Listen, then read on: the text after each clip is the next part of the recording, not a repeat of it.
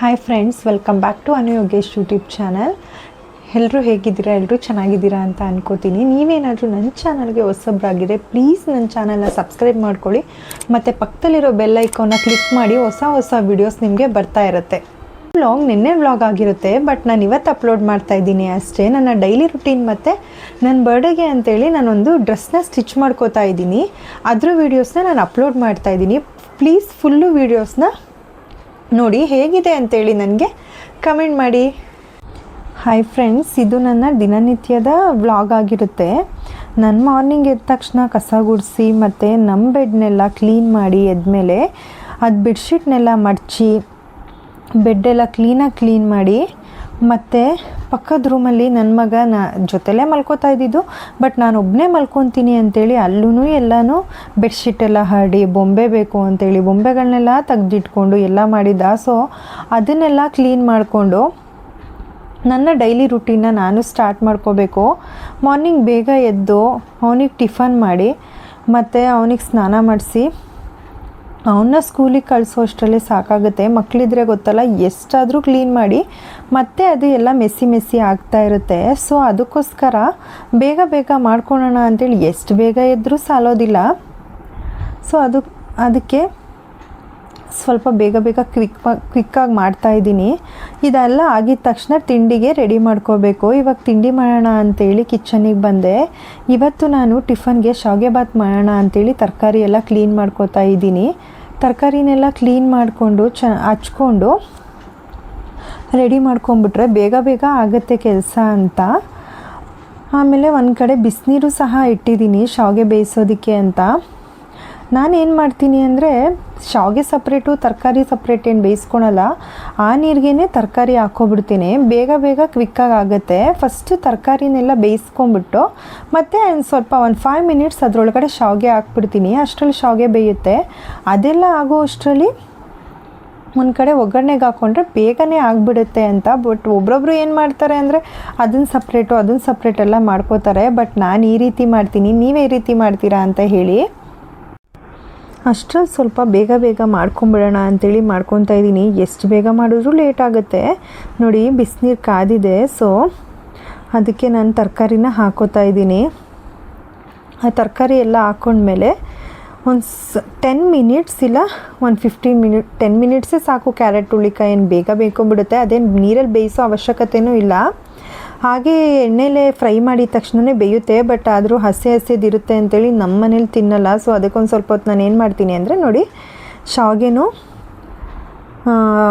ತರಕಾರಿ ಎರಡೂ ಸಹಿತ ಬೇಗ ಬೆಂದ್ಬಿಟ್ಟಿದೆ. ಇವಾಗ ಅದನ್ನು ಒಂದು ಪಾತ್ರೆಗೆ ತಕ್ಕೊಂಬಿಟ್ರೆ ಮುಗೀತು ಅಷ್ಟೇ. ಒಂದು ಕಡೆ ಈರುಳ್ಳಿ, ಮೆಣಸಿನ್ಕಾಯಿ, ಕರ್ಬೇವಿನ ಸೊಪ್ಪು ಎಲ್ಲನೂ ಹಚ್ಕೊಂಡು ಒಗ್ಗರಣೆಗೆ ಹಾಕಿದ್ರೆ ಈ ಕಡೆ ಶಾವಿಗೆನೂ ಆಗಿರುತ್ತೆ, ಈ ಕಡೆ ತಿಂಡಿಗೆ ಒಗ್ಗರಣೆಗೂ ರೆಡಿ ಆಗಿರುತ್ತೆ. ಆ ನೀರು ಸ್ವಲ್ಪ ಜಾಸ್ತಿ ಆಯಿತು ಅಂತೇಳಿ ನಾನು ಅದನ್ನು ತೆಗಿತಾ ಇದ್ದೀನಿ. ಬಿಸಿನೀರು ಏನಾದರೂ ಕೆಳಗಡೆ ಬಿಟ್ಬಿಟ್ರೆ ಮತ್ತೆ ಅದ್ರ ಹಬೆಗೇ ಬೇಯೋ ಚಾನ್ಸಸ್ ತುಂಬಾ ಇರುತ್ತೆ. ಸೊ ಸ್ವಲ್ಪ ಅದ್ರ ಮೇಲೆ ನೀವೇನು ಮಾಡಬೇಕು ಅಂದರೆ ತಣ್ಣೀರು ಹಾಕ್ಕೊಂಡ್ರೆ ಸ್ವಲ್ಪ ಸರಿ ಹೋಗುತ್ತೆ. ತುಂಬಾ ಉದುರುದ್ರವಾಗಿ ಬರುತ್ತೆ. ಏನಾದರೂ ಅದನ್ನು ಒಂದು ಸ್ವಲ್ಪ ಹೊತ್ತು ಜಾಸ್ತಿ ಹೊತ್ತು ಬಿಟ್ರೂ ಗೊತ್ತಲ್ಲ, ತುಂಬಾ ಮೆತ್ತಗಾಗೋಗ್ಬಿಡುತ್ತೆ. ಆಮೇಲೆ ಶಾವಿಗೆ ಮಾಡೋದಕ್ಕೆ ಆಗಲ್ಲ. ಇವಾಗ ಅದಕ್ಕೆಲ್ಲ ಒಗ್ಗರಣೆಗೆ ಹಾಕೋಣ ಅಂತೇಳಿ ರೆಡಿ ಮಾಡ್ತಾ ಇದ್ದೀನಿ. ಸ್ವಲ್ಪ ಎಣ್ಣೆ ಕಾಯಲಿ ಅಂತೇಳಿ ಎಣ್ಣೆ ಬಿಟ್ಟಿದ್ದೀನಿ. ಇವಾಗ ಸಾಸಿವೆ ಹಾಕ್ಕೊಂಡು ಮತ್ತು ಒಂದು ಸ್ವಲ್ಪ ಜೀರಿಗೆ ಹಾಕೋತಾ ಇದ್ದೀನಿ. ಮತ್ತು ಕಡಲೆಬೇಳೆ, ಉದ್ದಿನಬೇಳೆ ಇದೆರಡು ಹಾಕ್ಕೊಂಡು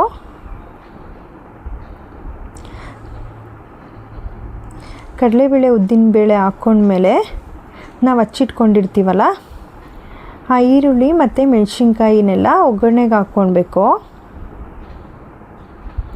ಕಡಲೆಬೇಳೆ ಉದ್ದಿನಬೇಳೆ ಚೆನ್ನಾಗಿ ಒಂದು ಸ್ವಲ್ಪ ಹೊತ್ತು ಫ್ರೈ ಮಾಡಬೇಕು. ಅದೆಲ್ಲ ಫ್ರೈ ಆದಮೇಲೆ ಅದೊಂದು ಸ್ವಲ್ಪ ಫ್ರೈ ಆಗಿದೆ ಅಂತ ಗೊತ್ತಾದಮೇಲೆ ಇವಾಗ ಹಚ್ಚಿರೋ ಅಂಥದ್ದು ಮೆಣಸಿನ್ಕಾಯಿನ ನಾನು ಫಸ್ಟ್ ಹಾಕ್ತಾಯಿದ್ದೀನಿ. ಯಾಕೆಂದರೆ ಸ್ವಲ್ಪ ಮೆಣಸಿನ್ಕಾಯಿ ಹಾಕಿದ್ರೆ ಅದ್ರ ಘಾಟು ಮತ್ತು ಹಸಿ ವಾಸನೆ ಹೋಗುತ್ತೆ ಅಂತ ಅಷ್ಟೇ. ಇವಾಗ ಈರುಳ್ಳಿ ಹಾಕೋತಾ ಇದ್ದೀನಿ.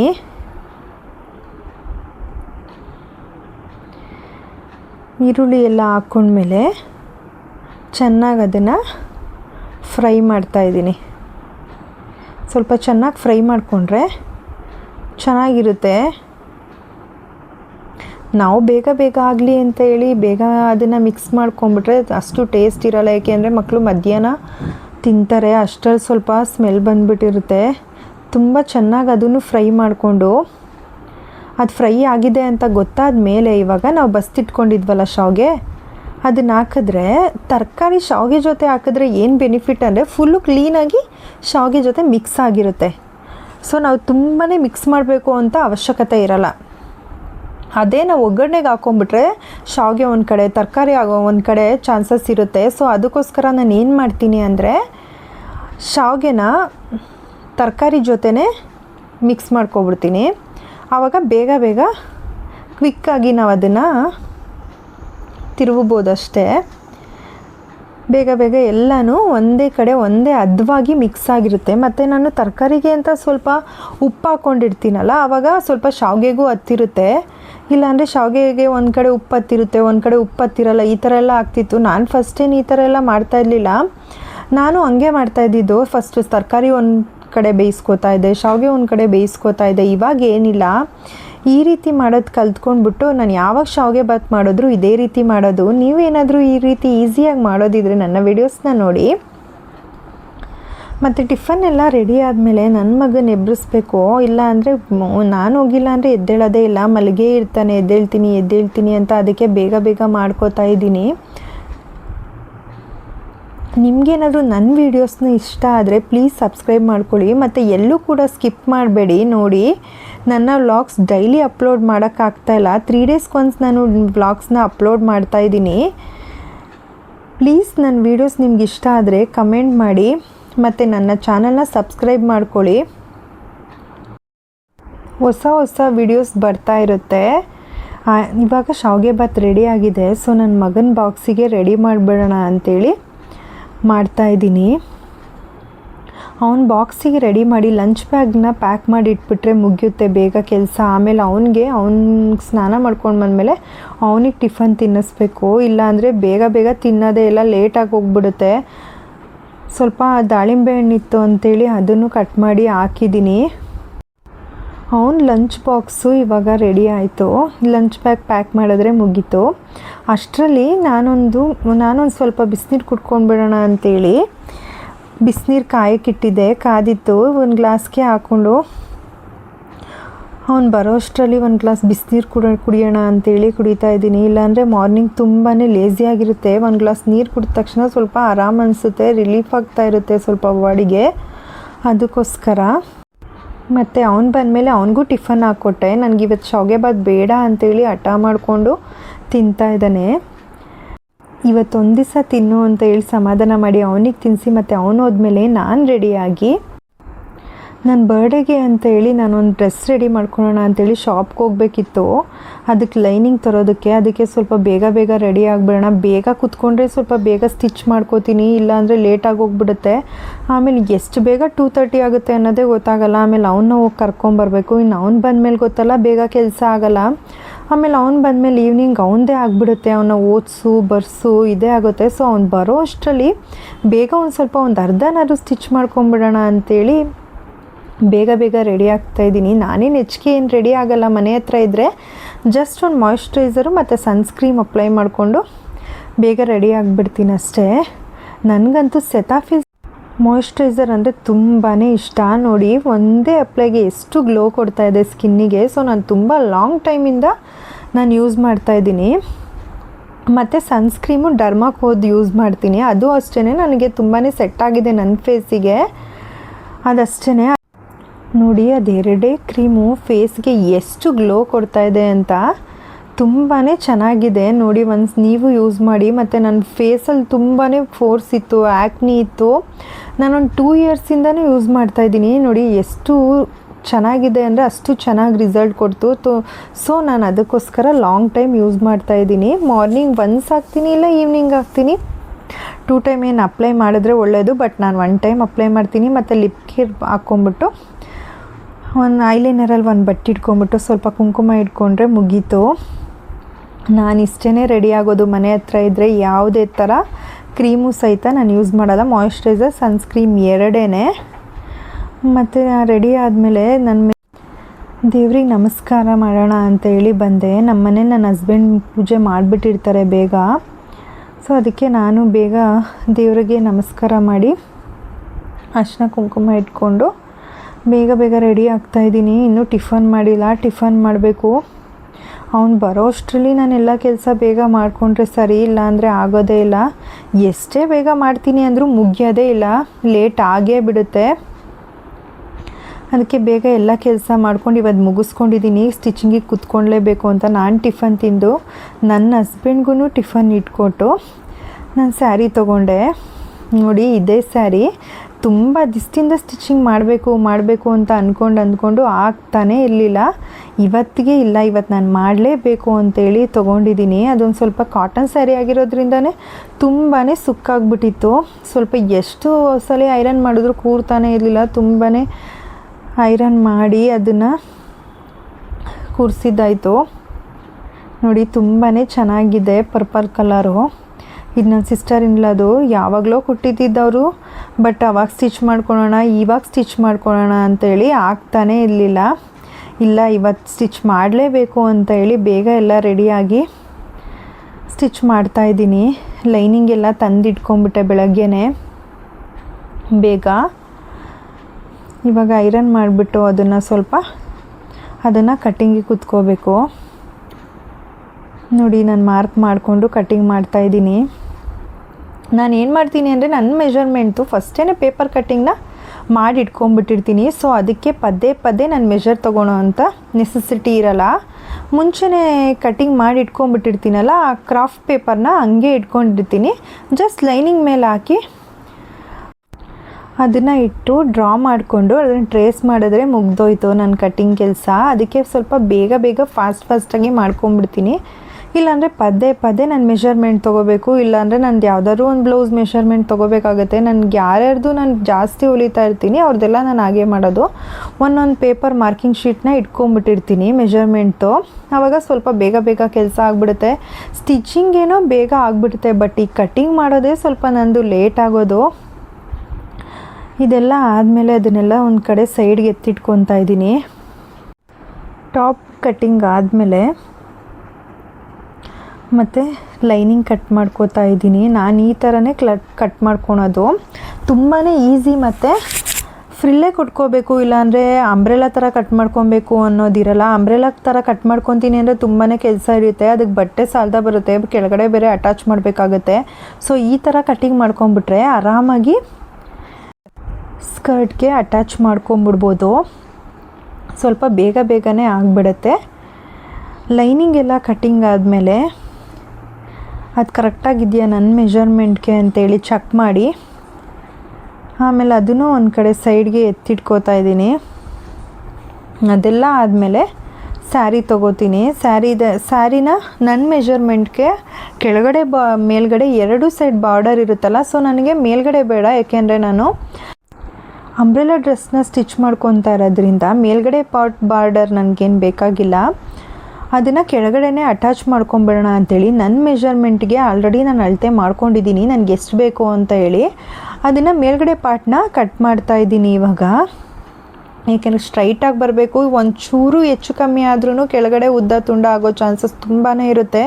ನಾವು ಒಂದು ಡ್ರೆಸ್ನ ಸ್ಟಿಚಿಂಗ್ ಮಾಡಬೇಕಾದ್ರೆ ಎಷ್ಟು ಕೇರ್ಫುಲ್ಲಾಗಿರಬೇಕು ಅಂದರೆ, ಒಂದು ಸ್ವಲ್ಪ ಏನಾದರೂ ನಾವು ಕಟ್ಟಿಂಗ್ ಮಾಡೋದ್ರಲ್ಲಿ ವೇರಿಯೇಷನ್ ಏನಾದರೂ ಆಯಿತು ಅಂದರೆ ಡ್ರೆಸ್ ಫುಲ್ಲೂ ಹಾಳಾಗುತ್ತೆ. ನಾನು ಫಸ್ಟು ಬೇಸಿಕಲ್ಲಿ ಕಲಿಬೇಕಾದ್ರೆ ತುಂಬಾ ಸ್ಯಾರಿ ಆಗಲಿ ಬ್ಲೌಸ್ಗಳಾಗಲಿ ತುಂಬಾ ಹಾಳು ಮಾಡಿಬಿಟ್ಟಿದ್ದೀನಿ. ಅದಕ್ಕೆ ಅವತ್ತಿಂದ ನಾನು ಏನು ಮಾಡ್ತೀನಿ ಅಂದರೆ, ಫಸ್ಟು ನಾನು ಪೇಪರಲ್ಲಿ ಮೆಜರ್ಮೆಂಟ್ ತೊಗೊಂಡು ಪೇಪರ್ ಕಟ್ಟಿಂಗ್ ಮಾಡ್ಕೊಂಬಿಡ್ತೀನಿ. ಆಮೇಲೆ ಲೈನಿಂಗೇ ಆಗಲಿ ಇಲ್ಲ ಮೇನ್ ಕ್ಲಾತಿಗೆ ಆಗಲಿ ನಾನು ಡ್ರಾಫ್ಟಿಂಗ್ ಮಾಡ್ಕೊಳೋದು. ಅದಕ್ಕೋಸ್ಕರ ಸ್ವಲ್ಪ ಒಂದು 2-3 ಸಲ ಯೋಚನೆ ಮಾಡ್ತೀನಿ, ಕರೆಕ್ಟಾಗಿದೆಯಾ, ನಾನು ಕಟ್ ಮಾಡ್ಬೋದಾ ಅಂತೇಳಿ. ಒಂದೊಂದು ಇಂಚಿನೂ ಯೋಚನೆ ಮಾಡಿ ಅದು ಕರೆಕ್ಟಾಗಿದೆ ಅಂತ ನನಗೆ ಅನಿಸಿದ ಮೇಲೆ ಆಮೇಲೆ ನಾನು ಕಟ್ಟಿಂಗ್ನ ಸ್ಟಾರ್ಟ್ ಮಾಡ್ಕೊಳೋದು. ಇದಾದಮೇಲೆ ಅದು ಕರೆಕ್ಟಾಗಿದೆ ಅಂತ ಹೇಳಿ ಕಟ್ ಮಾಡಿಕೊಂಡು ಮತ್ತೆ ಸ್ಟಿಚಿಂಗ್ ಮಾಡ್ಕೊಳ್ಳೋಣ ಅಂತ ಹೇಳಿ ಬಂದೆ. ಸ್ಟಿಚಿಂಗ್ ಮಾಡ್ಕೊಳೋದಕ್ಕೆ ನಾನು ಫ್ರಿಲ್ನ ನಾನು ಮುಂಚೆನೇ ಕೊಟ್ಕೊಂಡ್ಬಿಟ್ಟಿದ್ದೀನಿ. ನನಗೆ ಹೆಂಗೆ ಬೇಕೋ ಹಂಗೆ ನಾರ್ಮಲ್ ಫ್ರಿಲ್ ಕೊಟ್ಟಿಲ್ಲ, ಸ್ವಲ್ಪ ಡಿಫ್ರೆಂಟ್ ಆಗಿರಲಿ ಅಂತೇಳಿ ಬೇರೆ ಥರ ಕೊಟ್ಟಿದ್ದೀನಿ.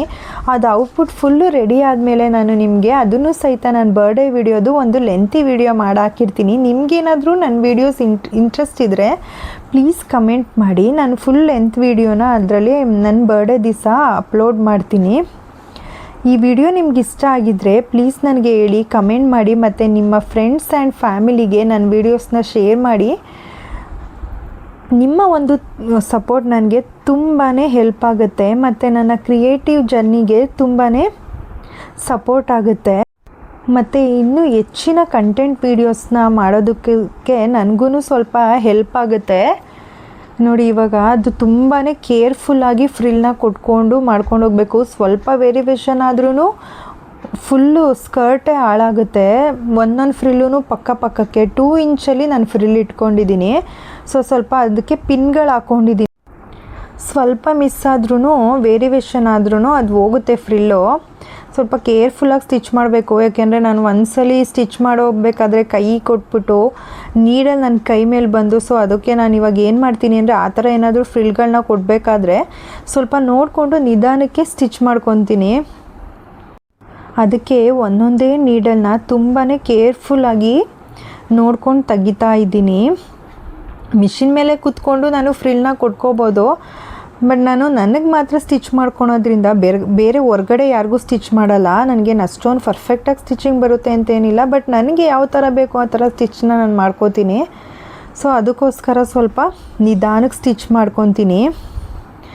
ನನಗೆ ಏಕೆಂದರೆ ನಾನು ಸ್ವಲ್ಪ ನಿಧಾನ ಆದರೂ ಸರಿ, ನನಗೆ ನಾನು ಅಂದ್ಕೊಂಡಿರೋ ಔಟ್ಫಿಟ್ ನನಗೆ ತುಂಬಾ ಕ್ಲಿಯರಾಗಿ ಚೆನ್ನಾಗಿ ಕಾಣಿಸ್ಬೇಕು ಅನ್ನೋದಷ್ಟೇ. ಹೊಲಿಯೋ ತನಕನೂ ಅಯ್ಯೋ ಚೆನ್ನಾಗಿ ಬಂದಿದೆಯಾ ಬರ್ತಾ ಇದೆಯಾ ಅನ್ನೋ ಡೌಟಲ್ಲೇ ಹೊಲಿತಾ ಇದ್ದೀನಿ. ಬಟ್ ಹೊಲ್ದ ಮೇಲೆ ಅದನ್ನು ಹಾಕೊಂಡಾಗ ಇರುತ್ತಲ್ಲ, ಅದು ನಿಜವಾಗ್ಲೂ ತುಂಬಾ ಖುಷಿ ಆಗುತ್ತೆ. ಯಾಕೆಂದರೆ ನಾವು ಹೊರಗಡೆ ತಂದು ಏನು ಆಲ್ಟ್ರೇಷನ್ ಮಾಡಿಕೊಂಡು ಹಾಕೊಳೋದು ತುಂಬಾ ಈಸಿ. ಬಟ್ ನಾವೇ ಕಟ್ಟಿಂಗ್ ಮಾಡಿ ಸ್ಟಿಚಿಂಗ್ ಮಾಡಿ ಹಾಕೊಳೋದಿದೆಯಲ್ಲ, ಅದು ತುಂಬಾ ಚೆನ್ನಾಗಿರುತ್ತೆ, ತುಂಬ ಮೆಮೊರಬಲ್ ಆಗಿರುತ್ತೆ. ಅದಕ್ಕೋಸ್ಕರ ನಾನೇ ಸ್ಟಿಚ್ ಮಾಡ್ಕೊತಾ ಇದ್ದೀನಿ. ನನ್ನ ಹತ್ರ ಹೊಸ ಬಟ್ಟೆ ಇತ್ತು, ಬಟ್ ಬೇಡ ಇರು ಸ್ವಲ್ಪ ಡಿಫ್ರೆಂಟಾಗಿರಲಿ, ನಾನೇ ಸ್ಟಿಚ್ ಮಾಡ್ಕೊಂಡು ಹಾಕೊಳ್ಳೋಣ ಅಂತ ಹೇಳಿ ಮಾಡ್ತಾಯಿದ್ದೀನಿ. ಯಾವಾಗಲೂ ಸ್ಯಾರಿ ಸ್ಟಿಚ್ ಮಾಡ್ಕೊತಾ ಇದ್ದೆ, ಬಟ್ ಬೇಡ ಯಾವಾಗಲೂ ಸ್ಯಾರಿನೇ ಯಾಕೆ ಅಂತೇಳಿ ಈ ಸಲ ಸ್ವಲ್ಪ ಡಿಫ್ರೆಂಟಾಗಿರಲಿ ಅಂತ ಹೇಳಿ ಅಂಬ್ರೆಲಾ ಡ್ರೆಸ್ ಸ್ಟಿಚ್ ಮಾಡ್ಕೊತಾ ಇದ್ದೀನಿ. ಬಟ್ ಅದು ತುಂಬ ಚೆನ್ನಾಗಿ ಬಂದಿದೆ. ನಾನು ಔಟ್ಪುಟ್ನ ನಿಮಗೆ ಫ್ರೈಡೇ ಹೇಗೆ ಬಂತು ಏನು ಅಂತ ಹೇಳಿ ಹೇಳ್ತೀನಿ.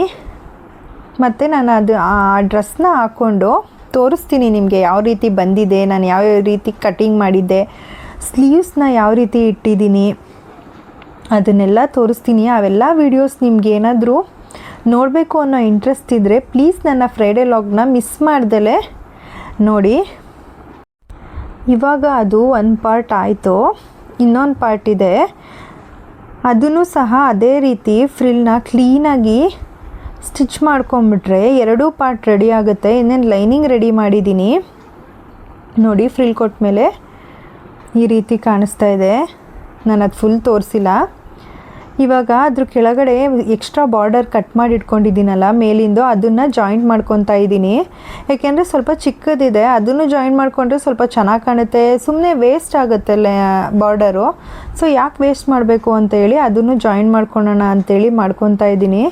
ನಾನು ಒಂದು ಪಿಂಟ್ರೆಸ್ಟಲ್ಲಿ ಸೇಮ್ ಇದೇ ರೀತಿ ಬೇಕು ಅಂತ ಹೇಳಿ ಒಂದು ಡಿಸೈನ್ನ ನೋಡಿದೆ. ಅದೇ ರೀತಿ ಅದನ್ನೇ ರೆಫರ್ ಆಗಿ ಇಟ್ಕೊಂಡು ನಾನು ಅದನ್ನು ಡಿಸೈನ್ ಮಾಡಿದ್ದೀನಿ.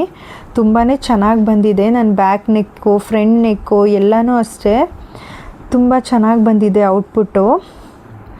ನಾ ವಿಡಿಯೋನ ಫ್ರೈಡೇ ಅಪ್ಲೋಡ್ ಮಾಡ್ತೀನಿ. ಯಾರೂ ಮಿಸ್ ಮಾಡ್ಕೊಬೇಡಿ. ನನ್ನ ಫ್ರೈಡೇ ವ್ಲಾಗ್ನ ಒನ್ಸ್ ಬಂದು ನೋಡಿ ಹೆಂಗೆ ಬಂತು ನನ್ನ ಡ್ರೆಸ್ಸು ಮತ್ತು ಯಾವ ರೀತಿ ಕಾಣಿಸ್ತಾ ಇದೆ ಅಂತ ಪ್ಲೀಸ್ ನನಗೊಂದು ಕಮೆಂಟ್ ಮಾಡಿ. ಅದು ಬಾರ್ಡರ್ನ ಅಟ್ಯಾಚ್ ಮಾಡ್ಕೊಳ್ಳೋಣ ಅಂಥೇಳಿ ಮಾಡ್ಕೊತಾ ಇದ್ದೀನಿ. ಬಾರ್ಡರ್ನೂ ಅಷ್ಟೇ ಸ್ವಲ್ಪ ಕೇರ್ಫುಲ್ಲಾಗಿ ಅಟ್ಯಾಚ್ ಮಾಡ್ಕೊಬೇಕು, ಇಲ್ಲಾಂದರೆ ಅದೊಂದು ಸ್ವಲ್ಪ ಮೇಲೆ ಕೆಳಗೆ ಆದರೆ ಮೇಲ್ಗಡೆ ಡಿಸೈನ್ ಹೋಗ್ಬಿಡುತ್ತೆ. ಸ್ವಲ್ಪ ನಿಧಾನಕ್ಕೆ ನೋಡಿಕೊಂಡು ನಮ್ಗೆ ಎಷ್ಟು ಬೇಕೋ ಮೆಜರ್ಮೆಂಟಿಗೆ ಅಷ್ಟಕ್ಕೆ ಸಹಿತ ಬಾರ್ಡರ್ನ ಅಟ್ಯಾಚ್ ಮಾಡಿಕೊಂಡ್ರೆ ತುಂಬಾ ಕ್ಲೀನಾಗಿ ಬರುತ್ತೆ. ಇಲ್ಲಾಂದರೆ ಉದ್ದ ತುಂಡ ಅಗಲ ಚಿಕ್ಕದಾಗಿ ಕಾಣುತ್ತೆ, ಚೆನ್ನಾಗಿರಲ್ಲ. ನೋಡಿ ಒಂದು ಸ್ಯಾರಿನ ಡ್ರೆಸ್ಸಾಗಿ ಕನ್ವರ್ಟ್ ಮಾಡಿ ನನ್ನ ಸ್ಟಿಚಿಂಗ್ ಜರ್ನಿನ ನಿಮ್ಮ ಜೊತೆ ಶೇರ್ ಮಾಡ್ಕೊತಾ ಇದ್ದೀನಿ. ಹೇಗಿದೆ ನನ್ನ ವಿಡಿಯೋ ಅಂತ ಪ್ಲೀಸ್ ನನಗೆ ಕಮೆಂಟ್ ಮಾಡಿ ತಿಳಿಸಿ. ನಿಮ್ಮ ಒಂದು ಸಪೋರ್ಟ್ ನನಗೆ ತುಂಬಾ ಹೆಲ್ಪ್ ಆಗುತ್ತೆ. ನಾನು ಮತ್ತು ಈ ವಿಡಿಯೋನ ನನ್ನ ಇನ್ಸ್ಟಾ ರೀಲ್ಸಲ್ಲೂ ಸಹಿತ ಅಪ್ಲೋಡ್ ಮಾಡಿದ್ದೀನಿ. ಸೊ ಒನ್ಸ್ ನನ್ನ ಇನ್ಸ್ಟಾ ಐ ಡಿನ ಹೋಗಿ ಫಾಲೋ ಮಾಡಿ. ನನ್ನ ಇನ್ಸ್ಟಾ ಪ್ರೊಫೈಲಲ್ಲಿ ನನ್ನ ಡೈಲಿ ವ್ಲಾಗ್ನ ನಾನು ಡೈಲಿ ಅಪ್ಲೋಡ್ ಮಾಡ್ತಾ ಇರ್ತೀನಿ. ಒನ್ಸ್ ನನ್ನ ಐ ಡಿನ ಚೆಕ್ ಮಾಡಿ. ನೋಡಿ ಬಾರ್ಡರ್ ಅಟ್ಯಾಚ್ ಮಾಡ್ತಾ ಇದ್ದೀನಿ. ಅದೂ ಅಷ್ಟೇ ಸ್ವಲ್ಪ ಕೇರ್ಫುಲ್ಲಾಗಿ ನಿಧಾನಕ್ಕೆ ನೋಡಿ ಅಟ್ಯಾಚ್ ಮಾಡ್ತಾ ಇದ್ದೀನಿ. ನಾನು ಯಾವಾಗಲೂ ಅಷ್ಟೇ ಏನಾದರೂ ಒಂದು ಸ್ಟಿಚಿಂಗ್ ಮಾಡಬೇಕಾದ್ರೆ ಮಿಸ್ಟೇಕ್ ಮಾಡ್ತಾನೆ ಇರ್ತೀನಿ. ಸೊ ಅದಕ್ಕೋಸ್ಕರ ಅಯ್ಯೋ ಬೇಡ ಈ ಸಲ ಮಾತ್ರ ನಾನು ಆ ಥ್ರೆಡ್ನ ಬಿಚ್ಚಬಾರ್ದು ಅಂತ ಡಿಸೈಡ್ ಮಾಡಿಕೊಂಡು ಸ್ಟಿಚ್ ಮಾಡಿಕೊಂಡ್ರು ಆಗೋದೇ ಇಲ್ಲ. ಯಾವಾಗಲೂ ಸಹಿತ ಅದನ್ನು ನಾನು ಮತ್ತೆ ಬಿಚ್ಚಲೇಬೇಕು, ಹೊಲಿಲೇಬೇಕು. ಎಲ್ರಿಗೂ ಹೀಗೆ ಆಗುತ್ತಾ ನಂಗೆ ಗೊತ್ತಿಲ್ಲ, ಬಟ್ ನನಗೆ ಮಾತ್ರ ಯಾವಾಗಲೂ ಈಗ ಆಗ್ತಾನೆ ಇರುತ್ತೆ. ಮತ್ತು ಪದೇ ಅದೇ ಮಿಸ್ಟೇಕ್ನ ನಾನು ಮಾಡ್ತಾನೆ ಇರ್ತೀನಿ. ಸೊ ಅದಕ್ಕೋಸ್ಕರ ನೋಡಿಕೊಂಡು ಈ ನಡುವೆ ಏನು ಮಾಡ್ತೀನಿ ಅಂದರೆ ನಿಧಾನಕ್ಕೆ ಒಂದು ಸ್ವಲ್ಪ ಲೇಟ್ ಆದರೂ ಚಿಂತೆ ಇಲ್ಲ ಅಂಥೇಳಿ ಸ್ವಲ್ಪ ನಿಧಾನಕ್ಕೆ ಹೊಲಿತೀನಿ. ನಾನು ಒಂದು ಡ್ರೆಸ್ನ ಕಟ್ಟಿಂಗ್ ಮಾಡ್ಕೊಂಬಿಟ್ರೆ ಏನಿಲ್ಲ, ಒನ್ ಡೇನಲ್ಲಿ ನಾನು ಆ ಡ್ರೆಸ್ನ ಸ್ಟಿಚಿಂಗ್ ಮಾಡ್ಕೊತೀನಿ. ಡ್ರೆಸ್ಸೇ ಆಗಲಿ ಸ್ಯಾರಿನೇ ಆಗಲಿ ಯಾವುದಾದ್ರೂ ಅಷ್ಟೇ ಬೇಗ ಸ್ಟಿಚಿಂಗ್ ಮಾಡ್ಕೊಂಬಿಡ್ತೀನಿ. ನನಗೆ ಎಲ್ಲನೂ ಕಲಿಬೇಕು ಅನ್ನೋದು ಒಂದು ತುಂಬ ಆಸೆ. ಸೊ ನನ್ನ ಡ್ರೆಸ್ಸು, ನನ್ನ ಬ್ಲೌಸ್ಗಳು, ಸ್ಯಾರಿ ಕುಚ್ಚಾಗಿರ್ಬೋದು ಎಲ್ಲನೂ ಅಷ್ಟೇ ನಂದು ನಾನೇ ರೆಡಿ ಮಾಡ್ಕೊಂಬಿಡ್ತೀನಿ. ನನ್ನ ಬರ್ಡೇಗೆ ನಾನು ಯಾವ್ಯಾವ ರೀತಿ ಏನೇನೆಲ್ಲ ರೆಡಿ ಮಾಡಿಕೊಂಡೆ ಮತ್ತು ಅದ್ರ ವೀಡಿಯೋಸ್ನೆಲ್ಲ ನಿಮಗೆ ನಾನು ಡೈಲಿ ಅಪ್ಲೋಡ್ ಮಾಡ್ತಾ ಇರ್ತೀನಿ. ನೋಡಿ, ನನ್ನ ವೀಡಿಯೋಸ್ ಏನಾದರೂ ಇಷ್ಟ ಆದರೆ ಪ್ಲೀಸ್ ನನಗೆ ಹೇಳಿ. ನಿಮ್ಮ ಸಪೋರ್ಟ್ ನನಗೆ ತುಂಬಾ ಮುಖ್ಯ ಆಗುತ್ತೆ. ನನ್ನ ಬರ್ಡೇಗೆ ನಾನು ಹೇಗೆಲ್ಲ ರೆಡಿ ಆದೆ ಮತ್ತು ಏನೇನೆಲ್ಲ ರೆಡಿ ಮಾಡಿಕೊಂಡೆ ಅನ್ನೋ ವೀಡಿಯೋನ ನಿಮ್ಮ ಜೊತೆ ಹಂಚ್ಕೊಳ್ತೀನಿ.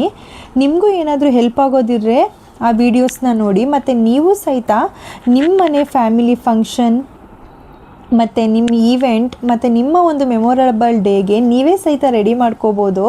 ಹೊರ್ಗಡೆ ತಂದ್ವಿ ಅನ್ನೋದು ಇರಲ್ಲ. ಸ್ವಲ್ಪ ನಿಮಗೆ ಬಜೆಟ್ ಫ್ರೆಂಡ್ಲಿ ಅನಿಸುತ್ತೆ. ಒಂದ್ಸಲಿ ನೀವು ಟ್ರೈ ಮಾಡಿ ನೋಡಿ, ನಿಮಗೆ ಗೊತ್ತಾಗುತ್ತೆ ನಾವು ಹೊರ್ಗಡೆ ಕೊಟ್ಟು ತರೋದಕ್ಕೂ ನಾವು ರೆಡಿ ಮಾಡೋದಕ್ಕೂ ಎಷ್ಟೆಲ್ಲ ವೇರಿಯೇಷನ್ ಇರುತ್ತೆ ಅಂತ. ಅದಕ್ಕೋಸ್ಕರ ನಾನೇ ರೆಡಿ ಮಾಡಿ ಹಾಕ್ಕೊಂಡಿರೋದು ನನಗೆ ತುಂಬಾ ಇಷ್ಟ ಆಗುತ್ತೆ. ಅದಕ್ಕೆ ಆದಷ್ಟು ನಾನೇ ಮನೇಲಿ ನನ್ನ ಕೈಲಿ ಎಷ್ಟು ಸಾಧ್ಯ ಆಗುತ್ತೋ ಅಷ್ಟೆಲ್ಲ ಮಾಡ್ಕೊಂಡಿದ್ದೀನಿ. ನಿಮಗೇನಾದರೂ ಯೂಸ್ ಆದರೆ ಪ್ಲೀಸ್ ನನಗೆ ಕಮೆಂಟ್ ಮಾಡಿ. ನೀವೇನಾದರೂ ನನ್ನ ಚಾನಲ್ಗೆ ಹೊಸಬ್ರಾಗಿದ್ದರೆ ನನ್ನ ಚಾನಲ್ನ ಸಬ್ಸ್ಕ್ರೈಬ್ ಮಾಡಿ, ಪಕ್ಕದಲ್ಲಿರೋ ನೋಟಿಫಿಕೇಷನ್ ಬೆಲ್ನ ಆನ್ ಮಾಡ್ಕೊಳ್ಳಿ. ಹೊಸ ವೀಡಿಯೋಸ್ ಬರ್ತಾ ಇರುತ್ತೆ. ಮತ್ತು ನನ್ನ ಇವತ್ತಿನ ಈ ವ್ಲಾಗ್ ಹೀಗೆ ಕಂಪ್ಲೀಟ್ ಆಗ್ತಾ ಇದೆ. ಆದಷ್ಟು ನನ್ನ ವೀಡಿಯೋಸ್ನ ನಿಮ್ಮ ಫ್ಯಾಮಿಲಿ ಆ್ಯಂಡ್ ಫ್ರೆಂಡ್ಸ್ಗೆ ಶೇರ್ ಮಾಡಿ ಮತ್ತು ಲೈಕ್ ಮಾಡಿ, ಕಮೆಂಟ್ ಮಾಡಿ. ಮತ್ತು ಇವತ್ತಿನ ಈ ವ್ಲಾಗ್ ನಿಮಗೆ ಇಷ್ಟ ಆಯಿತು ಅಂತ ಅಂದ್ಕೊತೀನಿ. ಪ್ಲೀಸ್ ಹೀಗೆ ನನ್ನ ವೀಡಿಯೋಸ್ನ ನೋಡ್ತಾ ಇರಿ. ನಿಮ್ಮ ಸಪೋರ್ಟ್ ನನಗೆ ತುಂಬಾ ಮುಖ್ಯ ಆಗುತ್ತೆ. Thank you for watching. Bye.